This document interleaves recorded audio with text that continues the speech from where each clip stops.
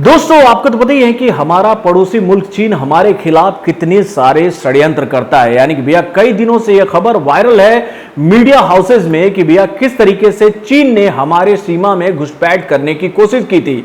लेकिन भाई उसके इस हिमाकत का जवाब हमारे देश के वीर जवानों ने ऐसा दिया चीन को कि भैया चीन किसी को मुंह दिखाने के लायक नहीं रहा। यानी कि भैया चीनी सेना को मुंहतोड़ जवाब मिला हमारी सेना की तरफ से। अब हमारे देश के सरकार ने भी चीन को ऐसा जवाब दिया है जिसका दर्द उसे कई सालों तक याद रहेगा। यानी कि भैया हम एक बात कह सकते हैं कि आज जो खबर आई है उसको सुनने के बाद कि भाई हमसे जो टकराएगा वो खुद ही मिट्टी में मिल जाएगा। यानी कि भाई हमसे टकराकर चीन कहां तक जाएगा। दोस्तों, आपको तो पता ही है कि ये मेरा चैनल जो है वो बॉलीवुड की खबरें सुनाता रहता है और बीच में कई लोग मुझसे ये बात कह रहे थे कि भैया इन दिनों किस तरीके से चीन हमारे देश में घुसपैठ करने की कोशिश कर रहा है और आप बॉलीवुड की खबरें सुनाते रहते हो।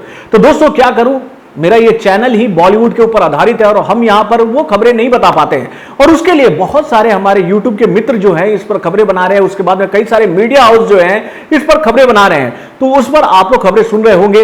इसी बात को सोचकर मैंने कभी इस पर न्यूज नहीं बनाता, लेकिन आज जो खबर निकल के आई है उसको सुनने के बाद यार दिल गदगद हो गया और भाई इस पर मैंने सोचा कि बोलना बहुत जरूरी है।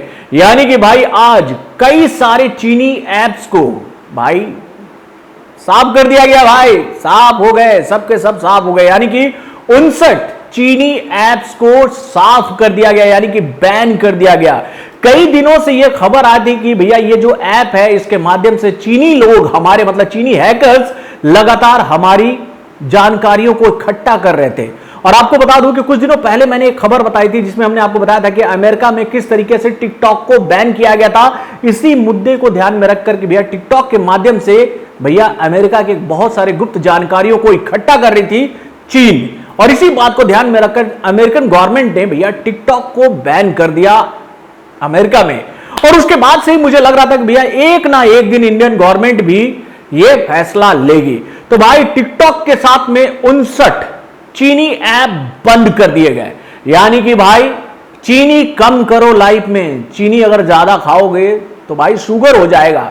यानी कि भैया अपने देश का गुड़ खाओ, अपने देश का शक्कर खाओ, चीनी नहीं खाओ। भाई ये चीनी माल जो है ना इसका बहिष्कार हमें अब करना जरूरी है, क्योंकि भैया ये चीन हमसे ही पैसे कमाता है और हमको ही आंख दिखाता है। तो भाई फाइनली इंडिया ने जवाब दे दिया कि भैया हम लोग शांति दूत हैं, हम लोग शांति पर विश्वास रखते हैं, हम कभी भी आगे बढ़कर किसी को भी परेशान नहीं करते हैं।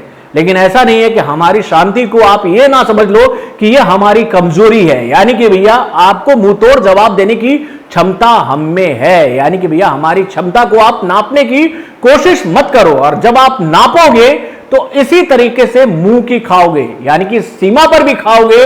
और भाई अपने बिजनेस को भी हमारे देश में अब तुम गवा चुके हो, गवाओगे नहीं बोलूंगा, अब तुम गवा चुके हो।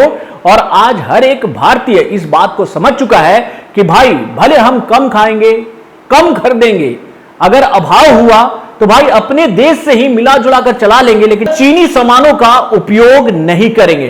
तो दोस्तों, मेरा आप लोगों से अपील है, लगातार ये अपील आज हर एक भारतीय एक दूसरे से कर रहा है कि भाई चीनी कम करो। जय हिंद, जय भारत।